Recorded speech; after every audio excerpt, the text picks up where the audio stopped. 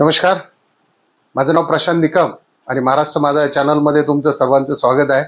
मित्रांनो, आपण नेहमीच नवनवीन विषय घेऊन येत असतो. त्याच्यामुळे जर चॅनलला सबस्क्राईब केलं नसेल तर सबस्क्राईब करा. आजचा विषय खूप खतरनाक होणार आहे. थंबनेलवरून विषय तुमच्या लक्षात आलाच असेल की रविवारचा दिवस म्हणलं की दारू पिणाऱ्यांचे प्लॅनिंग कसे असतात, त्यांची येडेचाळे कशी असतात आणि कशा पद्धतीने रविवार म्हणलं की पाटील वार, त्याच्यानंतर रविवार म्हणलं की पार्टीचा वार, सुट्टीचा वार. मग रविवारी ज्यांना नोकरी आहे, कामधंदा, यांची लगबग असते सकाळी सकाळी उठायची. तर मित्रांनो, याच दिवशी रविवारी जे दारू पिणारे असतात काही मोजून मापून, ते काय करतात, सकाळी सकाळी थोडंसं जाऊन मार्केटमधून मटण घेऊन येतात आणि घरी देतात. तर काही लोकांची लगबग कशी चालू असते, 10 वाजल्यापासूनच फोनवर सेटिंग लावत असतात की आज कोणाकडून दारू प्यायची किंवा आज कोणाला गाठायचं. काही काही लोक तर 5-50 मित्रांना फोन करतात रविवार असल्यानंतर. मग त्याच्यातून 2-4 तरी कुठं ना कुठं, मग एखादा ह्या वाईन्सला असेल, एखादा ह्या रेस्टॉरंटला असेल, एखादा ह्या बारला असेल, ह्या सगळ्यांना तो ऍडजस्ट करतो. 90-90 करून त्याचा कोठा पूर्ण करायचं त्याच्या डोक्यात असतं. तर देशीवाल्यांच्या वेगळंच डोक्यात असतं. त्यांच्या सकाळपासूनच त्या 90च्या वाऱ्या चालू असतात. मग ते काही काम करत असतील किंवा कुठल्या काही ह्याच्यात असतील, त्यांच्या सकाळपासूनच रविवारचं 90 चालू असतात, सकाळी 7 वाजल्यापासून. तर आता याच्यात कुणाकुणाचं सेटिंग काय काय चालू असतं. आता जे फोकटे असतात पिणारे, मग आता ज्याला एखाद्याला समजा सुट्टी आहे का, म्हणजे चांगल्या नोकरीला आहे किंवा मध्यम 30-40 हजार पगार आहे, याला फोन करणार, कुठे भावड्या, कुठे दाद्या, कुठे सोन्या. मग त्याच्याकडून जमलं 90 एखादी क्वार्टर पिणार, त्याला डोक्यावर चढवणार, नंतर त्याचीच पिणार, नंतर त्यालाच घोडे लावणार. असे बरेच रविवारी पिणारे हे वाईन शॉपला, आता आजकाल फॅशन झाली की वाईन शॉप त्यांनीच शेजारी बार काढलेले आहेत आणि वाईनच्या रेटमध्ये तिथे दारू मिळते. तिथे हा कालवा तुम्हाला सर्रास पाहायला मिळतो. कारण आता बऱ्याच वेळा काही लोक काय करतात की बारचे 100 रुपये वाचवायला वाईन्समध्ये जातात, पण तिथं त्यांना कुणी ना कुणी भेटल्यानंतर त्यांना तिथं जो फटका बसतो त्याचं त्यांना ते वाईट वाटलेलं असतं. आणि ज्याने सकाळी पावशर मटण आणून दिलेलं असतं, त्याच्या डोक्यात असते की आपले 1-1.5 क्वार्टर प्यावा. हाय मटण पी दारू, हाय मटण पी दारू, हाय मटण पी दारू. मग तो कसा तरी आपला 4-5 पर्यंत घरी जातो. घरी गेल्यानंतर त्याला जेव्हा वाटत नाही, झोपतो. झोपल्यानंतर परत रात्री 8-9ला उठला की त्याला 90चा वेध लागतो. 90चा वेध लागतो यासाठी की हाय मटण, मग घ्या 90. कारण त्याला सोमवारी सकाळी कामाला जायला लागतं. त्याचा इतिहास इथंच समजतो. पण देशीवाल्याचं तसं नाही. संध्याकाळ झाली तरी याचं आपलं चालूच असतं. मग काय जे चकण्याला असतं ते लोणचं खाईल, चिक्की खाईल, बडीशेप खाईल, कैरी खाईल थोडीशी. आता जमलं तर संध्याकाळी जाताना 20 रुपयाचे मासे, 30 रुपयाची मासे चिलापी, नाहीतर एक 20 रुपयाचा बोंबील नेला, नाहीतर वडापाव खाऊन तसाच झोपला. सकाळी 7ला तर परत पुन्हा देशी दारूच्या दुकानासमोर हजर.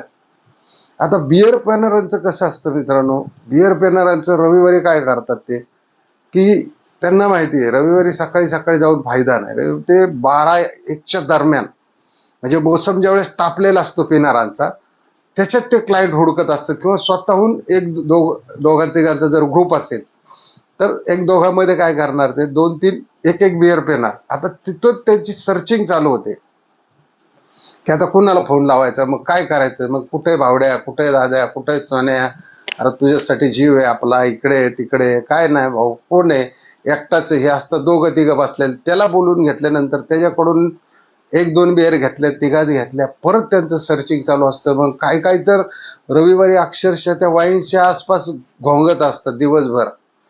कोण मिळतंय का, तिथं जर टपरी असेल शेजारी तर त्या टपरीवर एक आपली 5 रुपयाची सिगरेट घ्यायची, ती फुकत बसायची आणि कोण आला की त्याला नसती ओळख द्यायची, चावत बसायचं. जोपर्यंत विचारत नाही काय घ्यायचंय का, 90 घ्यायची का, बिअर घ्यायची का, तोपर्यंत त्याला काहीच्या काही इतिहास सांगत बसणार, काहीच्या काही गोष्टी घडवत बसणार. त्याच पद्धतीने देशीवाल्यांचं सुद्धा असतं. देशीवाला काय स्कीम राबवल सांगता येत नाही. याचं दुखतंय, त्याचं दुखतंय, मामाकडे जायचंय, बहिणीकडे जायचंय, ह्यो वारला त्यो वारला, असं करून त्यांचं जुगाड जास्त नसतं. त्यांचं 100-200ची ऑफर असते त्यांची आणि त्याच्यातच घेऊन ते हे करतात. आणि त्याचेच त्यांचे क्लायंट पण असतात ना जे, कारण देशी दारू मिळते 70-80 रुपयाला. तर 70-80 रुपयामध्ये काय करतात ते, एक 90च्या पॅकची ऑफर देतात त्यांना. ती 40 रुपयात त्यांनाही परवडतं. पण इकडे जी विदेशी दारू पितात, समजा बरोबर इष्टाला असेल, नंबर 1 असेल, ही 200 रुपयाला 90 पडते. पाणी आलं, ग्लास आला, चकना आला. बरं आता सगळीकडेच पाणी चांगल्या पद्धतीचं विकायला नाही, बिस्लरीच घ्यावी लागते. कारण तो एक त्यांनी धंदा लावून ठेवलेला ट्रेंड. त्यांचाच चकना, त्यांचीच बिस्लरी, त्यांचाच ग्लास आणि त्यांचीच दारू. म्हणजे हे बारच्या रेटमध्येच तिथं जवळजवळ हे सगळं लक्ष जाऊन पडतं. म्हणजे मित्रांनो, आजकाल लोकांना प्यायचे वांदे झालेत. पाजायचा विषय तर सोडा, पाजण्यासाठी लोक काय काय शक्कल लावतात. काय कुठं जर बाहेरच्या बाहेर गाठ पडली तर त्याला इतका वेळ पकवत बसणार, इतकं काय काय सांगत बसणार. ह्यो माहिती आहे का, त्यो माहिती आहे का, त्याचं काय झालं, हे माहिती आहे का, ते काय झालं.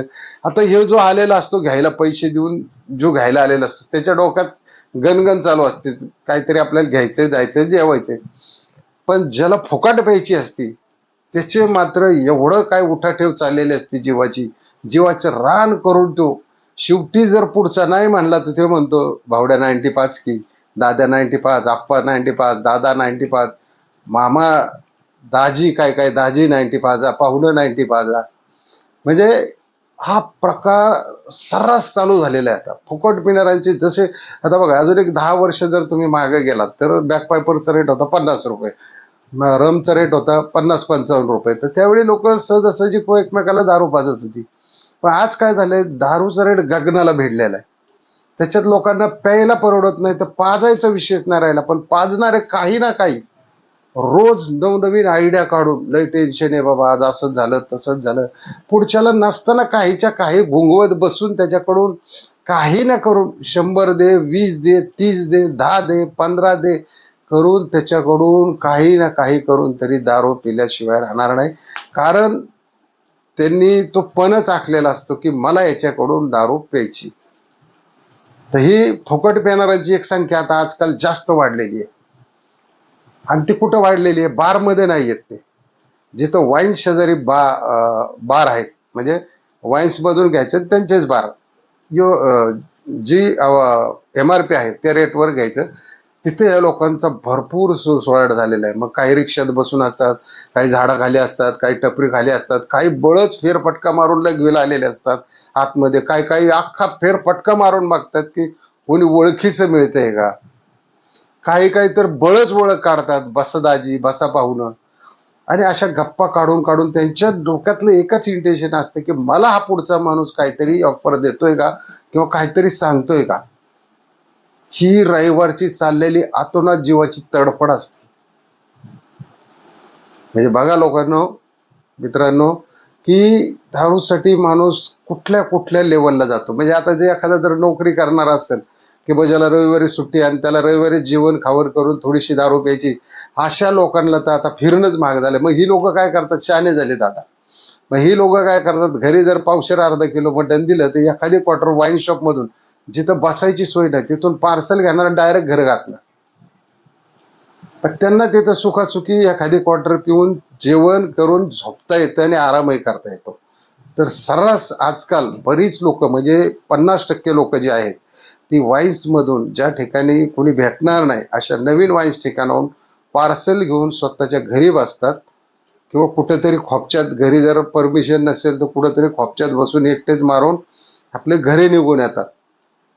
हे कालव्यात बसत नाही, हे ओळखी करत नाही. कारण ज्या ओळखी होतात अशा ठिकाणी नको ती लोक रामराम करून ओळखी करतात. काय काय, या या, बसा बसा बसा बसा, घ्या घ्या, चकना घ्या, हे घ्या, ते घ्या, पुढच्या वेळेस धरा धरा सिगरेट घ्या, हे घ्या, ते घ्या. असे करून जे ओळखी पाडतात यांच्या डोक्यात इंटेन्शनच असतं. कारण ह्यांना रोज दारू प्यायची असतील, रोज ह्यांच्याकडे पैसा नाही. पण ह्यांना मग धरायचंय कोणाला, आधीच काय करता, कुठे आहे नोकरीला, मग एखादं सांगायला बाबा मी बँकेत आहे, एखादं सांगेल मी इथं इथं या कारखान्यात आहे, एखादं सांगेल मी इथं कल्याणी मध्ये, एखादा मी मध्ये. मग त्यांच्या डोक्यात एकच असतं की ह्याला पेमेंट येत आहे ना, मग रविवारी कुठं असता, मग जाऊ आपण एक दिवशी गावाला, मग करू हे असं. इतक्या गप्पा. तुम्ही एकदा ऑब्झर्वेशन जर करायचं असेल तर अशा ठिकाणी नेहमी एकदा फेरफटका मारून थम्सअप मारा किंवा सोडा मारा किंवा एखाद्या पिणाऱ्या मित्राबरोबर बसा. तुम्हाला ह्या गोष्टी एवढं काय काय तिथं चाललं असतं. पिल्यानंतर तर काय जे असे भाई होतात लोक, भावड्या तुझ्यासाठी काय पण करल, जीव घेईल, एखाद्याचं मुंडकं कापील, मुंडकं तोडील, हे करील, ते करील, काय करील हा भाऊ, खायला माग घरी. त्याची जोपर्यंत पुढच्याची फुकटची दारू आहे ज्या डोक्यात आहे, तोपर्यंत हा स्तुती करत बसणार आणि जाताना 50 रुपये सुद्धा मागणार. का तर त्याला चायनीज न्यायचं असतं, घरी खायला बी काही नसतं. म्हणजे इथपर्यंत लोक आता ह्या तऱ्हेची लोक झालेली. आता ही जी महागाईचा जमाना वाढलेला आहे ह्याच्यामध्ये तुम्ही समजू शकता. तर मित्रांनो, दारू प्या, स्वतःच्या पैशाची प्या, दुसऱ्याला त्रास देऊ नका, कमी प्या. कमी पिण्यामध्ये जो आनंद आहे तो जास्त पिऊन कुठेतरी राडा घालण्यात नाही, कारण याला मग पोलीस दंडुकशाहीची कारवाई करतात आणि ती खूप अंगलट येण्यासारखी असते आणि ड्रिंक अँड ड्राईव्ह मध्ये सुद्धा तुम्ही सापडण्याची शक्यता असते. म्हणून जीवन खूप सुंदर आहे, त्याला सुंदर बनवा. उगाच फुकट त्या दारूच्या मागे पळत राहू नका. तर चला मित्रांनो, आजचा व्हिडिओ कसा वाटला नक्की कमेंटमध्ये लिहा, कारण हा एक रिअलिटीचा व्हिडिओ काढलेला आहे. ही रिअलिटी ऍक्च्युली मार्केटमध्ये तुम्हाला पाहायला मिळेल. कधी रविवार असेल तर फेरफटका मारा, तुमच्या लक्षात येईल. तर चला मित्रांनो, चॅनलला जर सबस्क्राईब केलं नसेल तर सबस्क्राईब करा, लाईक करा आणि शेअर करायला विसरू नका. जय हिंद, जय महाराष्ट्र.